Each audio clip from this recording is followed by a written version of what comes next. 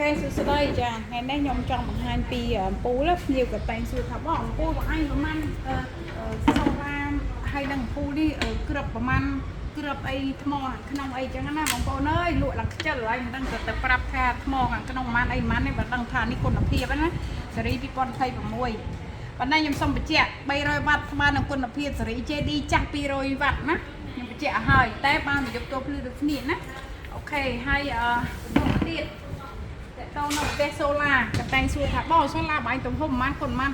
អូយដល់គេសួរអញ្ចឹងធ្វើអីទេបើនិយាយបច្ចេកទេសវិញគេឈប់សួរហើយវាអត់តឹងអញ្ចឹងនេះបងប្អូនឯងឃើញហ្គេមវាធំហ៎បើចង់បានប្រទេសធំគេធ្វើហ្គេមធំបើចង់បានគុណភាពល្អបង្កើត sale សូឡានេះច្រើនមកល្អ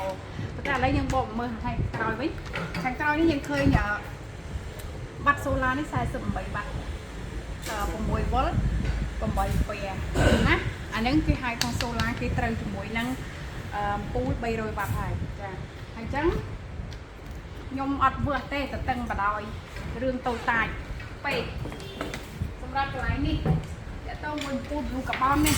បើសិនអ្នកចង់បានគុណភាពល្អលេខ1ហ្មងប្រើ blue carbon នេះធ្ងន់ណាស់លើកដៃមួយមិនចង់រួចផង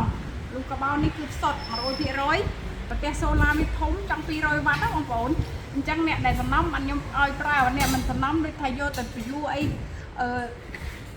អត់មកតាមទេអាចនឹងធ្លាក់វាធ្ងន់ណាហើយអានេះខ្ញុំមានស្តុកប្រើគ្រាប់ LED ដូចតែគ្នាទេបើគេពីគួរម៉ូតចេះម៉ូតចង់ចឹងទៅតែបើអ្នកថាចង់បានតម្លៃធូរថ្លៃហើយមកប្រើបានអាចប្រើមួយណាក៏បានដែរហើយបើមានលុយយក blue carbon បើថាធម្មតាទេប្រើ300វ៉ាត់ JD ធម្មតានេះទៅវារៀងស្រាលអានេះវាធ្ងន់តួវាដែកហើយថ្មខាងក្នុងនេះហើយអាចថ្មអត់អីខ្ញុំមិនទាន់បានបើកឆែកអីកើតទេព្រោះវ៉ាន់នេះអត់ទាន់មានខូចអរគុណច្រើនចាប់អារម្មណ៍តាក់ទងឲ្យឈូមពូខ្ញុំមានស្តុក